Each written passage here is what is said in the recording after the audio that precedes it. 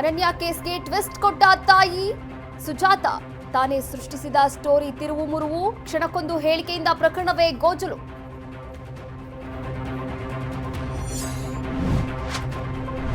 SIT ತನಿಖೆ ವೇಳೆ ಸುಳ್ಳು ಮಾಹಿತಿ ಹರಡಿದ ಆರೋಪ, ವಕೀಲ ಮಂಜುನಾಥ್ ವಿರುದ್ಧ ಎಫ್ಐಆರ್, ಬೆಳ್ತಂಗಡಿ ಠಾಣೆಯಲ್ಲಿ ಪ್ರಕರಣ ದಾಖಲು.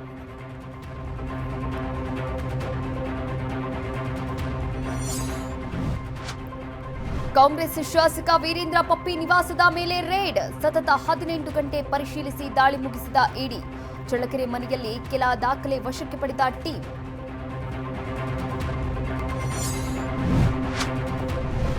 ಜಾತಿ ನಿಂದನೆ, ವೈಷಮ್ಯ ಮೂಡಿಸಿದ ಆರೋಪ, ಲಾಯರ್ ಜಗದೀಶ್ ಅರೆಸ್ಟ್ ಮಾಡಿದ ಪೊಲೀಸರು. ಪ್ರಕರಣ ದಾಖಲಿಸಿ ಕಂಬಿ ಹಿಂದೆ ತಳ್ಳಿದ ಕಾಕಿ ಪಡೆ.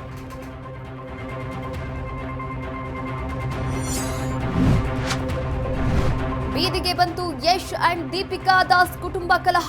ರಾಕಿಂಗ್ ಸ್ಟಾರ್ ತಾಯಿ ವಿರುದ್ಧ ದಾಸ್ ಗುಡುಗು, ನನ್ನ ಬಗ್ಗೆ ಮಾತಾಡುವ ಯೋಗ್ಯತೆ ಇಲ್ಲ ಎಂದು ಕೌಂಟರ್.